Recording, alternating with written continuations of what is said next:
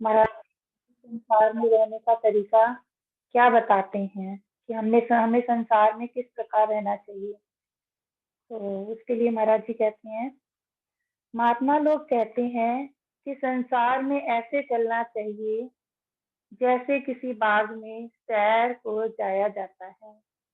महाराज जी कह रहे हैं कि संसार में ऐसे चलना चाहिए जैसे किसी बाग में सैर को जाया जाता है। तब सिर्फ सैर का ही मकसद होता है। जब हम किसी बाग में जाते हैं सिर्फ सैर करने का मकसद होता है। वहां लगाव किसी से नहीं होता, किसी से भी हमारा लगाव नहीं होता है। जब हम सैर के लिए जाते हैं, कहीं घूमने फिरने जाते हैं, सैर करने जाते हैं बाग में, तो हमारा कोई लेना देना नहीं होता, कोई हमारी अटैचमेंट नहीं होती है, वहां लगाव किसी से नहीं होता है। इस तरह संसार में रहना चाहिए। महाराज जी कहते हैं कि हम इस जीव जो है इस शरीर रूपी यंत्र में आया है, वो इस तरह से समझे कि मैं इस संसार में सैर करने आया हूँ और लगाव किसी से नहीं करना है। महाराज जी कहते हैं आदमी को चाहिए कि ऐसा समझे कि कर्ता और कारण, कर्ता भी वही है और कारण भी वही है। आदमी को चाहिए कि ऐसा समझे कि कर्ता और कारण सब कुछ परमात्मा है। कर्ता और कारण सब कुछ परमात्मा है और अपने आप को उसके हुक्म के अंदर चलने वाला सेवक समझे। अपने आप को उस ईश्वर के हुक्म के अंदर चलने वाला सेवक समझे। महाराज जी की वाणी में भी तो आता है ना, कारण कर्ता जान के मन की चिंता त्याग, मंगत देह पिंड जिस दिया रहो चरण तिस लाग। कारण भी वही है और कर्ता भी वही है। यूं ही चिंता करते रहते हैं। भगवान कृष्ण भी कहते हैं क्यों व्यर्थ चिंता करते हो। तो महाराज जी कहते हैं जिसने ये देह पिंड दिया है, तेरा काम है उसके चरणों में उसके चरणों में तू लगा रहे, हर वक्त उसके बारे में सोचता रहे। अब ईश्वर के कोई चरण तो होते नहीं है, क्योंकि ईश्वर निराकार है। तो हमने किसके चरण पकड़ने हैं? हमने हर वक्त महामंत्र रूपी चरण, क्योंकि हमारे लिए महाराज जी मंत्र रूप में, ईश्वर मंत्र रूप में प्रकट हुए इस कलयुग में। तो हमें उस महामंत्र को हर पल अपने मन में चलाते रहना चाहिए, हर वक्त उस मंत्र में लीन रहना चाहिए। तो महाराज जी कहते हैं एक तो सैर करने के हिसाब से रहो, संसार में आए हैं, कैसे रहना है कि हम सैर करने आए हैं, कोई लगाव नहीं करना किसी के साथ भी, अपनी फैमिली मेंबर के साथ अटैचमेंट नहीं होनी चाहिए ज्यादा, फर्ज करके अपनी जिंदगी बितानी है हमने कि इनका फर्ज है तो बस अपना काम वाम करो, ठीक है। बहुत ज्यादा अटैच्ड नहीं होना है। हम लोग ज्यादा अटैच्ड हो जाते हैं तब हम ईश्वर से दूर हो जाते हैं।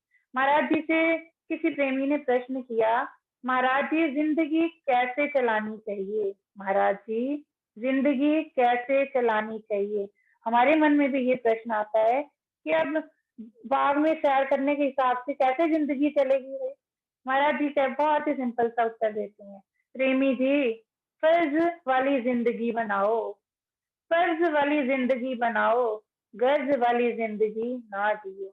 अपना फर्ज समझ के बस जितना फर्ज है अपना फर्ज अदा करना है।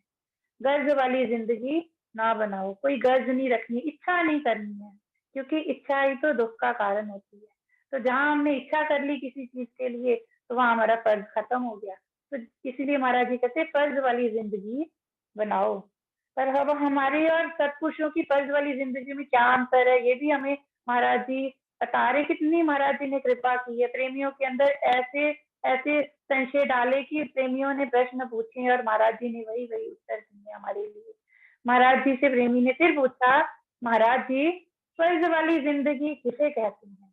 महाराज जी फर्ज वाली जिंदगी किसे कहते हैं? महाराज जी कहते हैं प्रेमी शरीर और शरीर के सुखों को प्राप्त करके सुख भोगने की लालसा लेकर जो जिंदगी बिताता है वह गर्ज वाली जानो। शरीर और शरीर के सुखों को प्राप्त करके, शरीर को प्राप्त किया और उसके साथ शरीर के सुखों को प्राप्त भी करते हैं और कहते हैं इन सुखों को प्राप्त करने की लालसा को लेकर हर वक्त जब हम सुख चाहते हैं, वो लालसा को लेकर जब हम जिंदगी बिताते हैं तो वह गर्ज वाली जानो। हम अगर किसी से सुख चाहते हैं इट मीन्स हमने गर्ज रख के सेवा की। अगर किसी के लिए सेवा करते हैं तो अगर हमारे मन में इच्छा है कि वो भी मेरे लिए कुछ करे, तो वो गर्ज वाली हो जाती है। सुख चाहते हैं हम किसी से, अगर हम अपने बच्चों से भी सुख चाहते हैं तो वह भी गर्ज वाली जिंदगी है। हमें सेवा करनी है पर निष्काम भाव से सेवा करनी है। इसके उलट फर्ज वाली जिंदगी चलाने वाला इंसान सब कुछ कुर्बान करके दूसरे जीवों के दुखों में अपने सुख अर्पण करता है। जो इसके उलट जो फर्ज वाली जो गर्ज वाली जिंदगी है, जो फर्ज वाली जिंदगी लोग अपनाते जीव अपनाते इंसान है, सब कुछ कुर्बान कर देता है ईश्वर के लिए कि सब कुछ प्रभु कर रहा है, कारण करता है, ईश्वर को जानता है, खाना उसको मीठा लगता है, जो तुद पावे सो पलिकार, जो ईश्वर आपको अच्छा लगता है ठीक है। जीवों के दुखों में अपने और जीवों के जब दुख होते हैं उनको उनमें अपने सुख अर्पण कर देता है। यानी अगर किसी को भूख लगी है, कोई आ गया है, तो अपना खाना भी उसको खिला देता है, अपने सुख किस प्रकार से दूसरों को अर्पण कर देता है। महाराज जी जब बस में बैठे थे तो महाराज जी को अगर किसी ने कहा बैग पीछे चले जाओ, बल्कि दूसरा आदमी गुस्से में आ गया, पर महाराज जी निर्लेप रहे, उनको कोई फर्क नहीं पड़ा। उन्होंने तो यही कहा प्रेमी सफर ही तो करना है, लॉरी में बैठे आगे बैठो चाहे पीछे बैठो, कोई फर्क नहीं पड़ता। किस प्रकार से सुख अपने अर्पण कर दिए, क्योंकि हम तो कहते हैं नहीं हम बैक सीट पे बैठेंगे तो हमें जब्त लगेंगी। महाराज जी ने एक बार भी नहीं सोचा, ठीक है कोई बात नहीं, जहाँ जैसे कहते हैं, किस प्रकार ईश्वर के हुक्म के अंदर रहे। छोटे साहिबजादे किस प्रकार हुक्म के अंदर रहे हैं कि अगर उनको नियों में चिन्हवाया गया, रत्ती भर भी शिकन नहीं आई उनके माथे पर कि हमें नियों में चिन्हवाया जा रहा है। उन्होंने उस आलक पुरुष की बात मानी कि हमें भाने में रहना है, ईश्वर की रजा में रहना है। तो महाराज जी कहते हैं कि जो दुख जीवों के दुखों में अपने सुख अर्पण करता है, या यूं कहो कि वह इंसान जो फर्ज वाली जिंदगी बिताता है, वह अपने कार्य प्रभु आज्ञा में सौंपता हुआ निमित्त मात्र अपने जीवन की क्रिया करता है। निमित्त मात्र रहना कि प्रभु ने मेरे हाथ से ये कार्य करवाना होएगा इसलिए हो गया, मेरे हाथ से ये बच्चे पलने हैं तो पल रहे हैं, मैं कुछ नहीं कर रहा हूँ, सब जो कुछ कर रहा है करता हरता ईश्वर ही है। तू करता सिर्फ तेरी आज्ञा, सब कुछ उस ईश्वर के हुक्म में देखता है, जो कि प्रभु आज्ञा में रहता है, सब कुछ प्रभु आज्ञा में सौंपता है, सब कुछ कहता है प्रभु आप ही करने वाले हो, मैं तो कुछ कर ही नहीं सकता। वाकई नहीं कर सकता, जीव क्या कर सकता है, कुछ भी नहीं कर सकता, अपने सिर का एक बाल भी नहीं बना सकता है। अगर एक पत्ता तोड़ के लाया जाए वो दोबारा से लगा नहीं सकता पेड़ के ऊपर, तो क्या कर सकता है, सब कुछ ईश्वर के हुक्म में देखता है, अपने आप को समर्पण करता चला जाता है। जो गुरुमुख होता है वो अपने आप को, हमें क्या करना है, संसार में रहने का तरीका यही है, सब कुछ करो, करना सब कुछ है, बट उसके अंदर उसकी आसक्ति में नहीं होना है, उसके अंदर आपने डूबना नहीं है। सैर करने जैसे मुसाफिर आए हैं, सैर करके बस चले जाना है हमने इस संसार से। महाराज जी से एक प्रेमी ने फिर से प्रश्न किया, महाराज जी आध्यात्मिक जीवन, महाराज जी दैनिक जीवन किस प्रकार चलाया जाए। महाराज जी दैनिक जीवन किस प्रकार चलाया जावे ताकि आध्यात्मिक जीवन में प्रगति हो सके। हम सब चाहते हैं कि आध्यात्मिक जीवन में प्रगति हो, तो उसके लिए दैनिक जीवन किस प्रकार चलाया जाए। महाराज जी पहले तो हम आध्यात्मिक जीवन किसे कहते हैं, पहले तो ये समझना पड़ेगा आध्यात्मिक जीवन होता है क्या। महाराज जी कहते हैं प्रेमी शरीर के कर्म करता हुआ उनकी आसक्ति से अलग हो जा, शरीर के कर्म कर पर उसके साथ प्रीति मत कर। इसको ने कर्म होना कहते हैं, इसको कहते हैं ने कर्म होना। यह ही आध्यात्मिक जिंदगी है। आध्यात्मिक जिंदगी क्या है, ने कर्म होना, काम कुछ भी कर्म किया पर मैंने नहीं किया, उसके हमने उसके अंदर डूबना नहीं है, बार बार ये विचार नहीं आना चाहिए कि मैंने कुछ किया है। तो इस तरह से महाराज जी कहते हैं आध्यात्मिक जिंदगी है कि प्रेमी शरीर के कर्म करता हुआ उनकी आसक्ति से अलग हो जा, इसको ने कर्म होना कहते हैं, ये ही आध्यात्मिक जिंदगी है। अब इस तरह के आध्यात्मिक जीवन में प्रगति कैसे हो, किस प्रकार हम कर्म करते हुए उसकी आसक्ति ना हो हमें, उसके लिए महाराज जी क्या कहते हैं, दैनिक जीवन हमें किस प्रकार से चलाना चाहिए। महाराज जी कहते हैं इस जीवन का यही लाभ है कि जब तक तू जीवित है उस परमेश्वर की शरण ले। इस जीवन का यही लाभ है, इस जीवन का हमारा यही फायदा है, जब तक तू जीवित है, जब तक शरीर में प्राण है, तब तक तू ईश्वर की शरणागति हो, परमेश्वर की शरण ले, हर पल ईश्वर की शरण ले, एकमात्र उसी से प्रेम कर, सिर्फ ईश्वर से प्रेम कर। और ईश्वर क्या है?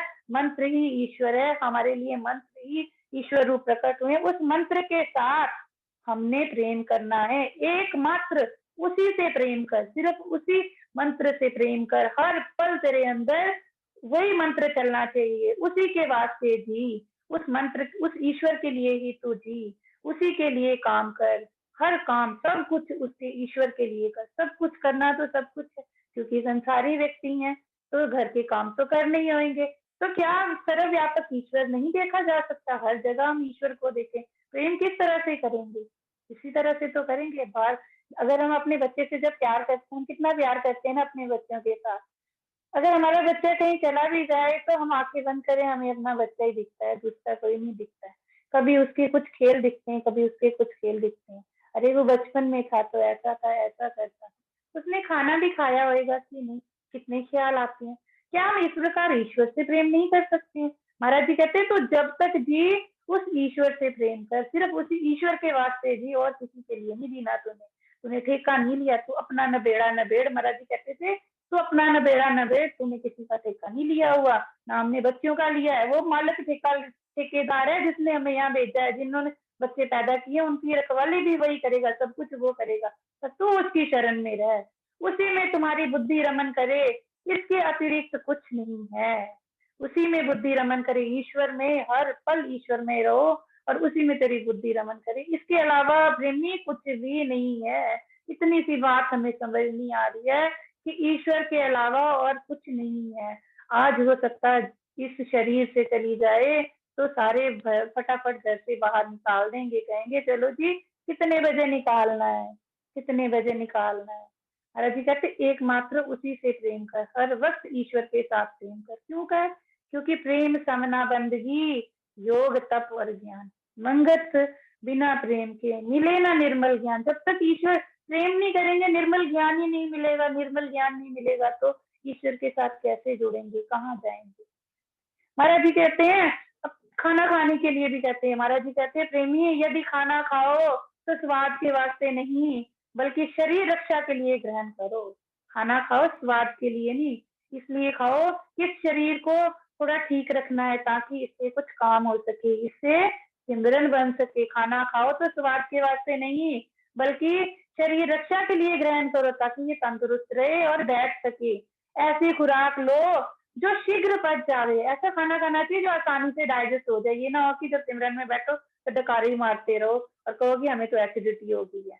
ऐसी खुराक लो जो शीघ्र पच जावे और उसका बल अधिक समय तक रहे। थोड़ा खाओ पर बहुत देर तक भूख निवृत्ति होती रहे। लिबास, वस्त्र ऐसे पहनो जो सर्दी गर्मी से बचने के वास्ते काफी हो। ऐसे कपड़े पहनो कि सर्दी गर्मी ढक जाए, फैशन के लिए कपड़े नहीं पहनने। महाराज जी कहते हैं तेरी शक्ल जो कुदरत कामला ने बना दी है ऐसी ही रहेगी। अब ये हमारा चेहरा जो ईश्वर ने बना दिया, जो मर्जी पहन लो, जितनी मर्जी इसको लिपा पोती कर दो, इसने ऐसा ही रहना है। अगर क्षणिक थोड़े पल के लिए आपको, हमारे मन को सुंदर लगता है, वैसे वो सुंदर बनता नहीं, मन के लिए सुंदर होता है वो, कि हाँ भी आज मैं सुंदर लग रही हूँ या मैं सुंदर लग रहा हूँ। पर जब मुंह धो लिया तो वो लिपा पोती उतर के फिर रहे तो वैसे के वैसे ही ना। इसीलिए महाराज जी कहते हैं जो तेरी शक्ल कुदरत ने बना दी है ना वैसी ही रहेगी, भले ही तो जितने मर्जी कलर लगा ले, जितना मर्जी जो मर्जी कर, ये महंगे से महंगे कपड़े पहन ले, तेरी शक्ल वैसी ही रहेगी।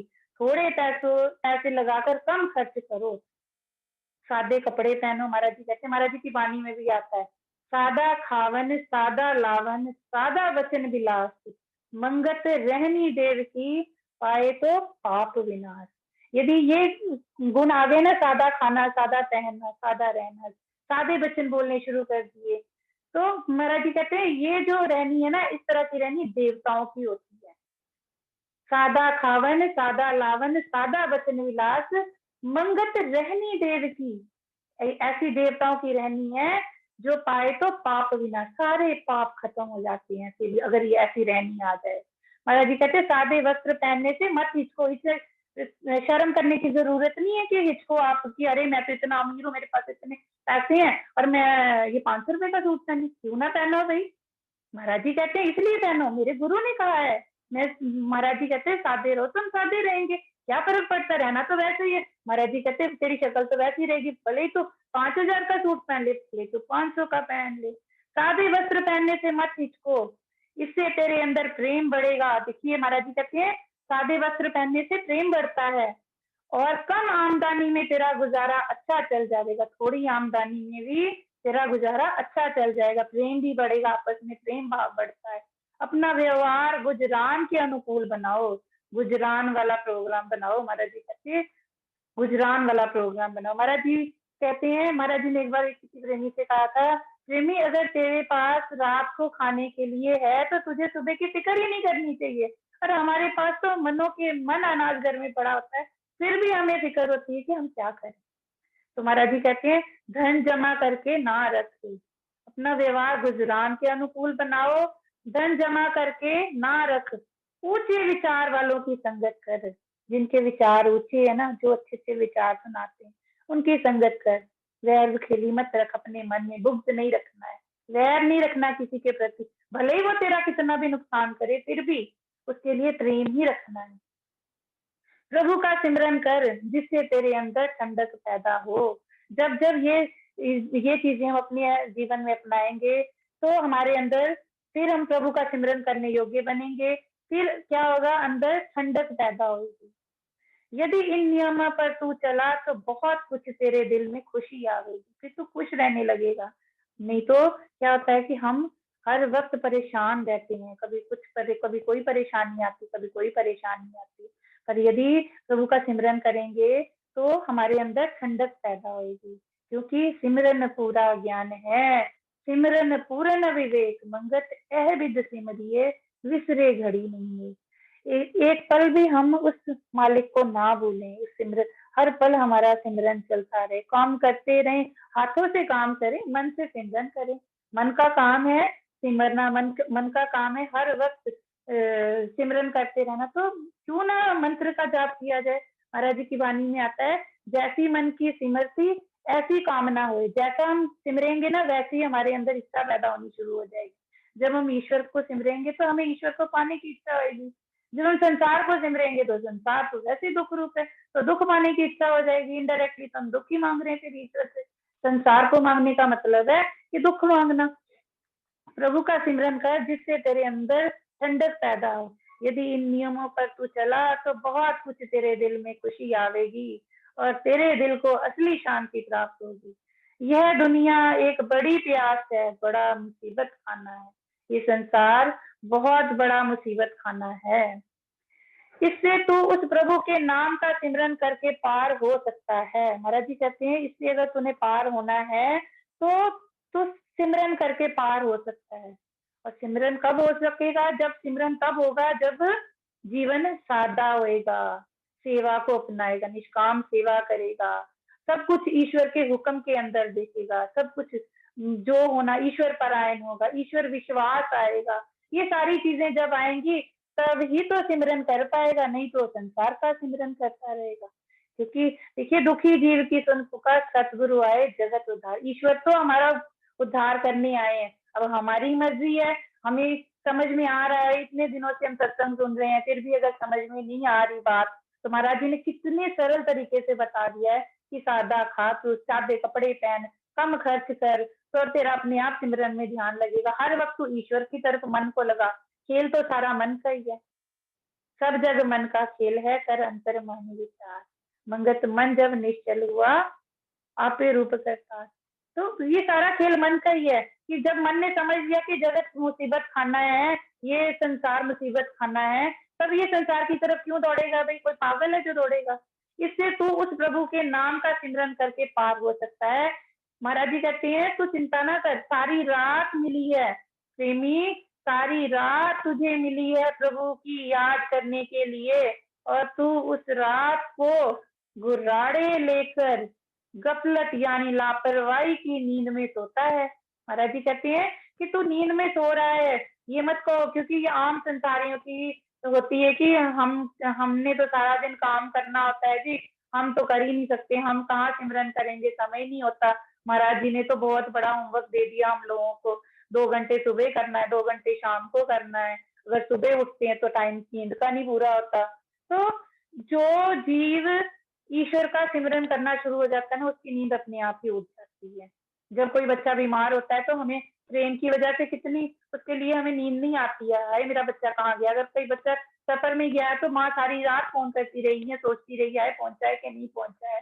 तो इसलिए महाराज जी कहते प्रेम, जब ईश्वर के साथ प्रेम किया ना तो नींद आएगी ही नहीं। अपने आस जो एक स्त्री होती है, जब उसने किसी अपने प्रेमी से मिलने जाना होता है ना, उसको सारी रात नींद नहीं आती है। तो इसी प्रकार यदि ईश्वर को भी उसी तरह प्रेम किया जाए तो वाकई नींद नहीं आएगी और गुर्राड़े लेके जीव सो भी नहीं सकेगा और प्रभु का सिमरन स्वतः ही हो जाएगा।